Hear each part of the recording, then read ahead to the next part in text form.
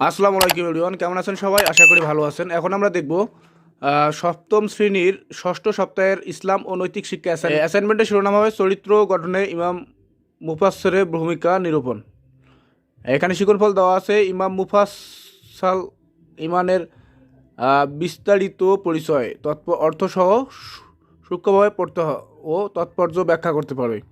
এখানে অ্যাসাইনমেন্ট প্রণয়নের কিছু নির্দেশনা দেওয়া আছে। ইমান মুফাসসাল শব্দের অর্থ লিখবে এবং পয়েন্ট 2-এ বলা আছে ইমানের 7টি বিষয় উল্লেখ করতে হবে এবং পরে পয়েন্ট 3-এ দেওয়া আছে ইমানের মূল বিষয়গুলো ব্যাখ্যা করতে হবে। পয়েন্ট 4-এ বলা আছে ইমান মুফাসসালের তাৎপর্য ব্যাখ্যা করতে হবে এবং পয়েন্ট 5-এ বলছে ইমান মুফাসসালের গুরুত্ব ব্যাখ্যা করতে হবে।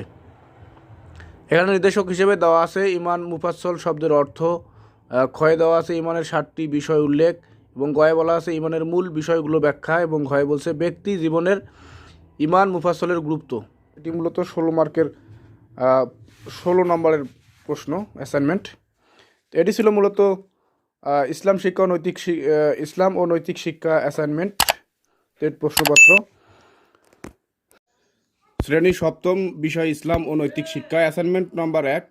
এটি ষষ্ঠ সপ্তাহ অ্যাসাইনমেন্ট 2022। অ্যাসাইনমেন্টের শিরোনাম হবে চরিত্র গঠনে ইমাম মুফাসসলের ভূমিকা নিরূপণ।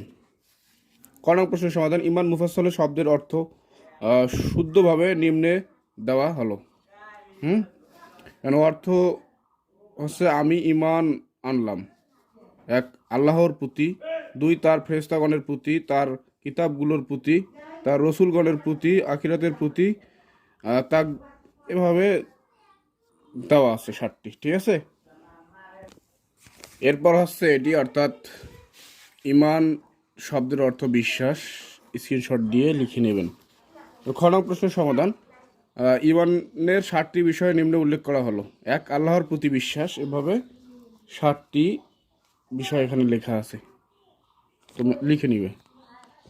এরপর গ নং প্রশ্নের সমাধান। ঈমানের মূল বিষয়গুলো নিম্নে ব্যাখ্যা করা হলো। 1 আল্লাহর প্রতি বিশ্বাস, এভাবে লিখছি। 2 ফেরেশতাগণের প্রতি বিশ্বাস, এভাবে লিখছি। 3 কিতাব সমূহের প্রতি বিশ্বাস। এরপর হচ্ছে এটি 4 হচ্ছে রসুলগণের প্রতি বিশ্বাস।